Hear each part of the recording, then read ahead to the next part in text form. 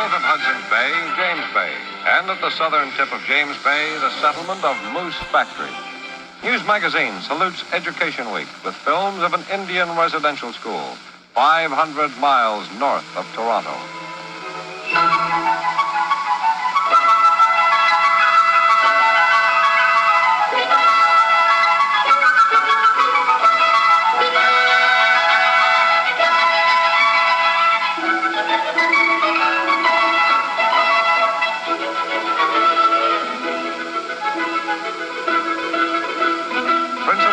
Barrington dispenses first aid among his many other duties.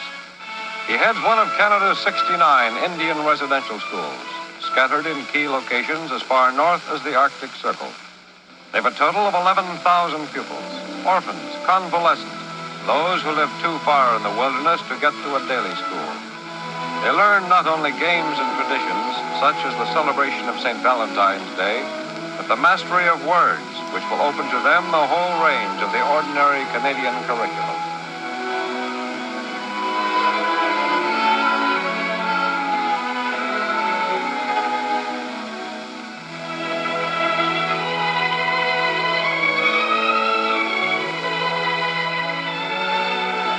For children who live with the midnight sun in their summer holidays, an explanation.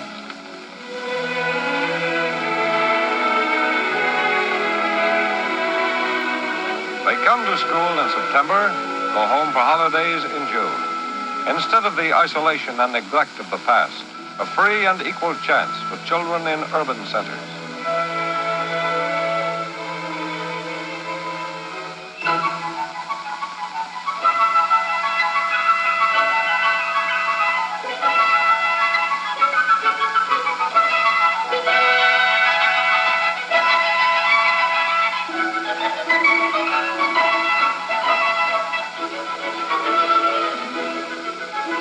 A service begins each day. The school is conducted by the Church of England, though it's maintained, like other Indian schools, by the Federal Department of Indian Affairs.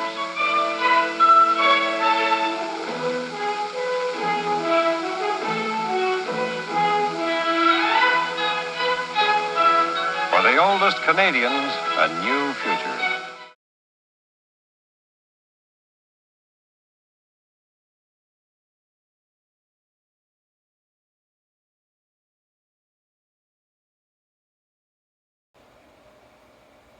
Welcome back to Cop Needs a Homestead.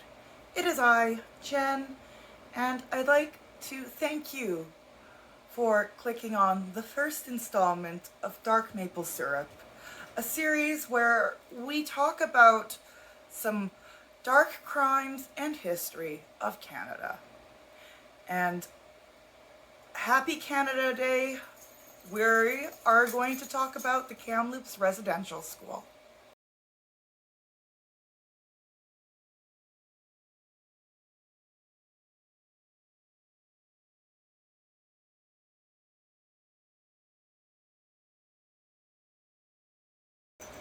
It's only fair to begin our story with a bit of history.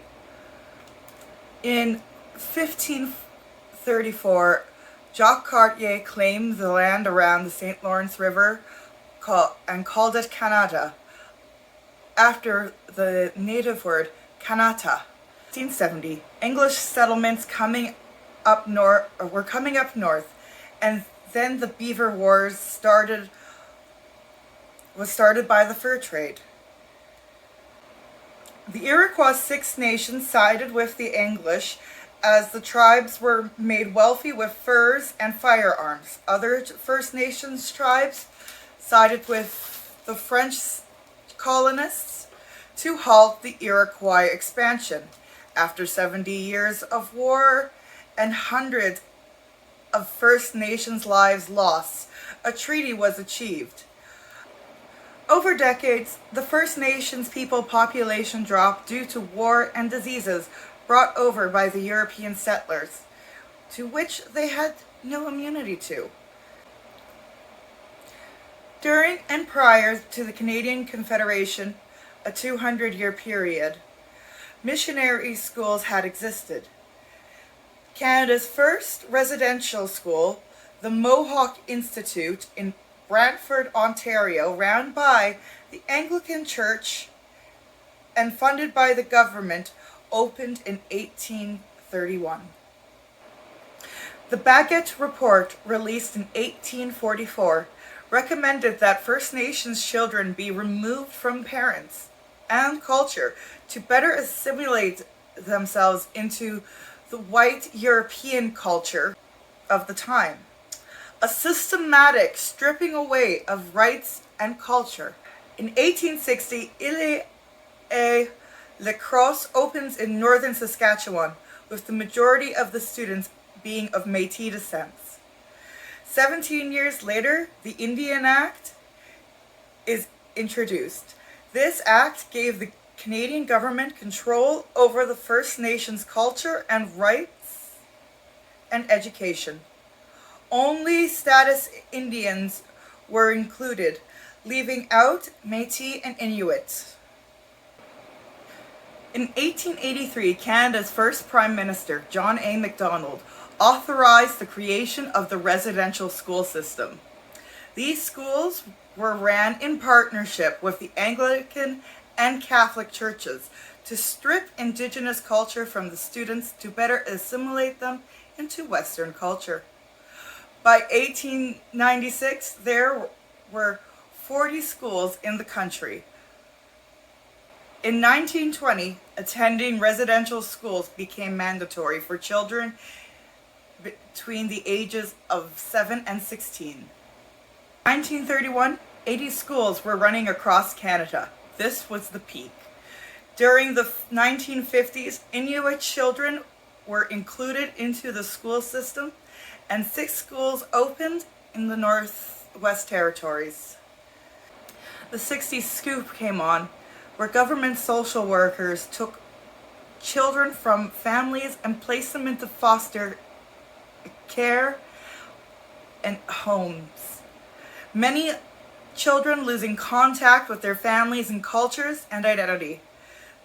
The last federally run residential school, Gordon's Residential School, closed in 1996.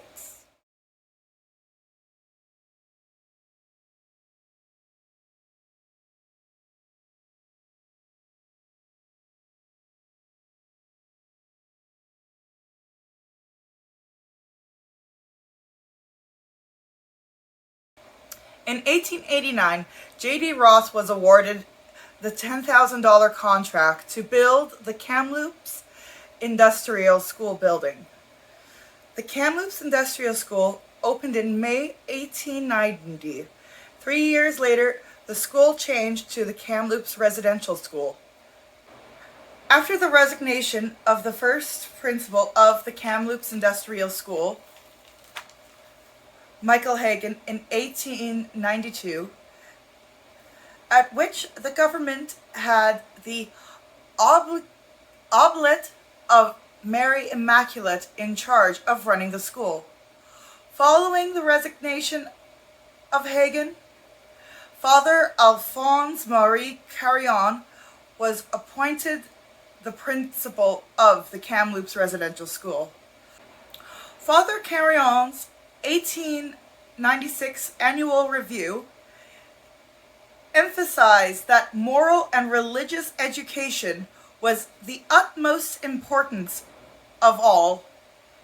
Father Carillon was the principal until 1916. During the 1920s, with the introduction of mandatory residential schools, hundreds of children attended the school, many of which were forcibly removed from their homes. Children were not allowed to speak their native tongues in fear of corporal punishments in the forms of whipping. Later, other children came from Penticton, Hope, Merritt, Currie, Lillooet, and from other provinces. At one point, the Kamloops Residential School was the largest residential school in Canada. Several tragic incidences happened during the Kamloops Residential School's operation. In 1910, the government didn't provide enough funds to feed the students. On Christmas Eve, of 1924, the girls' wing of the school was burnt down, leaving 40 students in frigid -10 weather in their night clothing. A report in 1927 stated that the poor conditions of the school's buildings led to numerous infections, colds, bronchitis, and pneumonia during the winter of 1926. The influenza outbreak of 1957 to 1958, the district health officer reported half the students had been infected by the influenza. Students were also forced into European dancing programs such as Irish, Swiss, and Ukrainian dance. The dance troupe performed at the 1960 PNE. In 1964, the girls' dance troupe went to Mexico for a tour of festivals. Dancers were subjected to harsh punishments for mistakes. After 88 years of operation, the Kamloops Residential School closed its doors in 1978.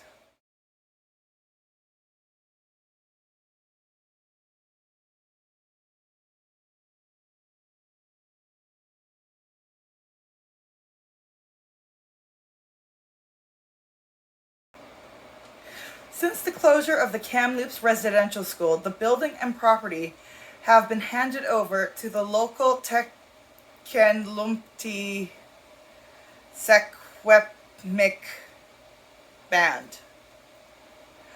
The band has turned the buildings into administration offices, community spaces, daycare.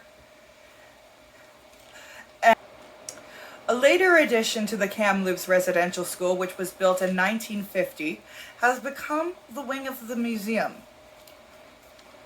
And off note here, you gotta check it out, it's actually pretty good. The museum showcases the band's culture as well as the history of the school. There is a monument in front of the school with the quote that was in the introduction of the scene. Sadly, the Canadian residential school system has cast a dark shadow of an already turbulent history of Canada and the relations to its native people. During May of 2021, ground-penetrating technology discovered the remains of over 200 children at the Kamloops Residential School. According to the former students, there had been rumors of an unmarked graveyard in the field. After the find at the Kamloops School, there has been pressure by the First Nations to check all the former residential schools. Tragically, remains of 751 children were found at at one of the last residential schools in operation, the Mariel Residential School. And as of today, another residential school, the Cranbrook Residential School here in British Columbia, has also found more graves. I believe it was over 100. I can't remember the number for sure. But surprise, not really. Sorry.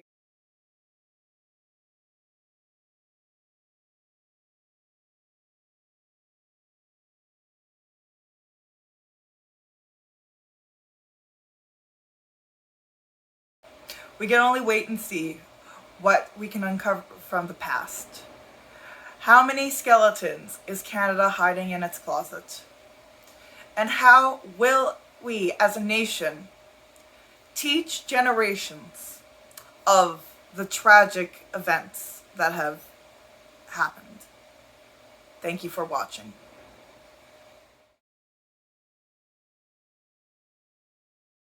Of the time, a systematic stripping away of rights and culture of European people.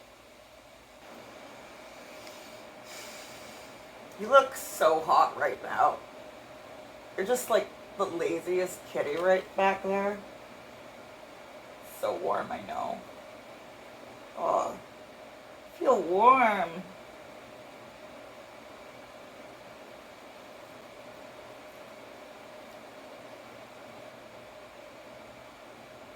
Oh, you're smart. You're in the crossbreeds. You're a smart cat.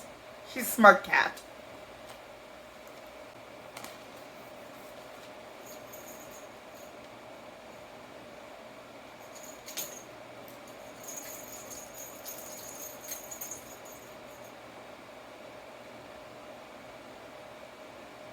Ivan, are you done? You found the best part of the house. Oh, you're so much cooler now.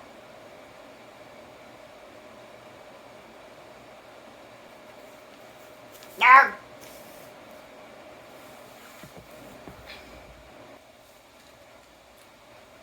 I thought my Chinese ballet teacher, she was pretty tough. I do not want to deal with none.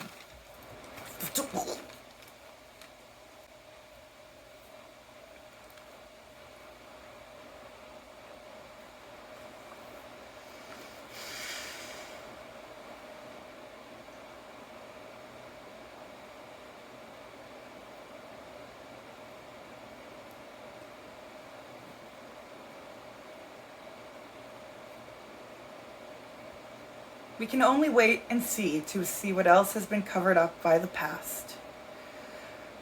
What is really in Canada's closet?